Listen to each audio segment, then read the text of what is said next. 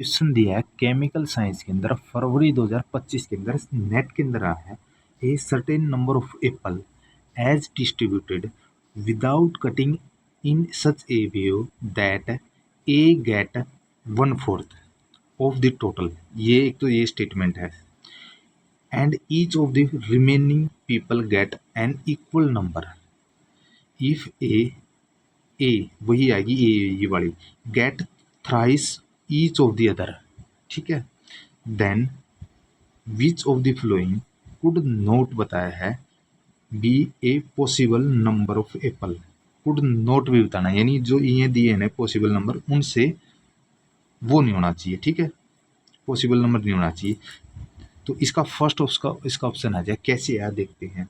इसमें क्या दे रखा है, न तो एप्पल दे रखी टोटल कितनी है वो भी माननी पड़ेगी, न पीपल दे रखे कितने हैं वो भी मानने पड़ेंगे, और न ही जो सेब बटी हैं जो रिमेनिंग पीपल के अंदर सेब भी नहीं दे रखी और न ही रिमेनिंग पीपल दे रखी है। तो ये चारों स्टेटमेंट हमने माननी पड़ेंगी। ठीक है, तो हम स्टेटमेंट मानते हैं।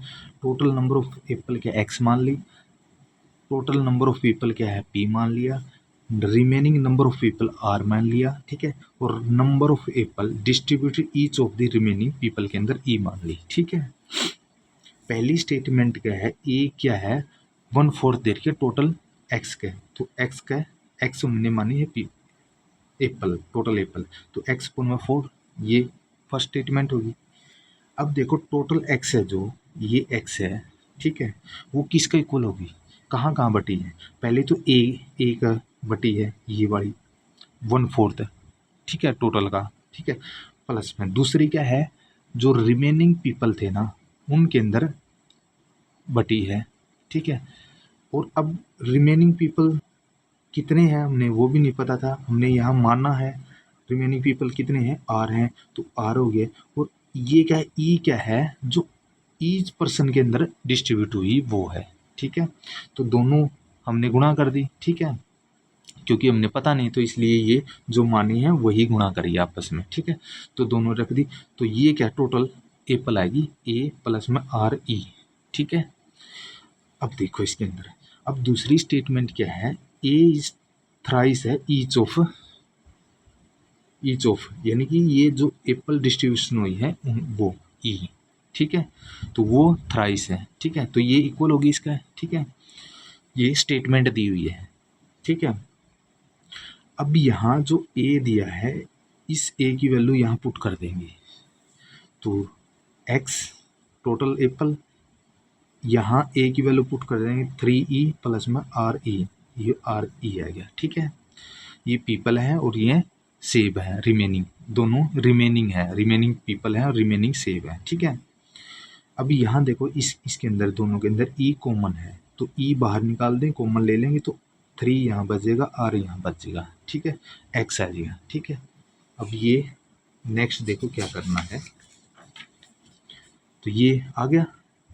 अब ये कह रहा है ए थ्राइस है ईच का है, डिस्ट्रीब्यूशन ऑफ सेब का है, और ए इक्वल है किसका, टोटल का 1/4 है। ठीक है, तो ये दोनों गिवन स्टेटमेंट है। यहाँ देखो एक साइड क्या है सिक्वल है, तो ये दूसरी साइड भी इक्वल होगी। ठीक है, तो हम इसको और इसको पुट कर देंगे इक्वल 3e अपॉन में एक्स अपॉन में 4।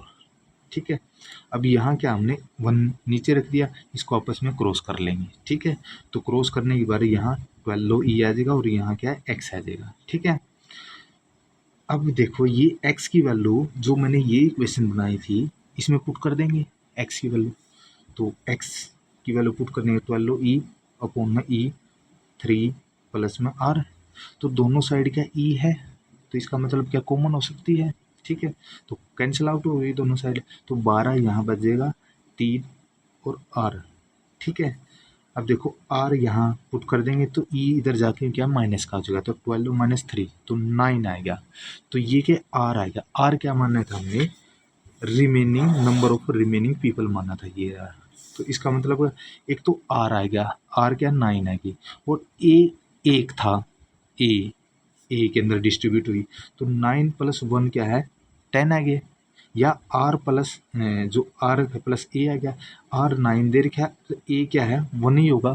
ठीक है, तो इसलिए ये 10 लिखा मैंने, ठीक है। तो ये टोटल पीपल आएगी, इतने पीपल थे, ठीक है। हमने टोटल पीपल का तो पता लग गया, ठीक है। अब देखो वही स्टेटमेंट है, पहली स्टेटमेंट ए इक्वल टोटल का एक्स पोन 4 था, ठीक है। और दूसरा ये ए थ्राइस है ईच ई का, ठीक है। Remaining distribution of the Apple का ईच ऑफ पीपल के अंदर, ठीक है। ये हमने माना था, ठीक है। तो यही स्टेटमेंट पहले भी आई थी, मैं आपको बता देता हूँ। ये वाली एक तो ये है, एक ये, दोनों स्टेटमेंट वही ली है यहाँ भी, ठीक है।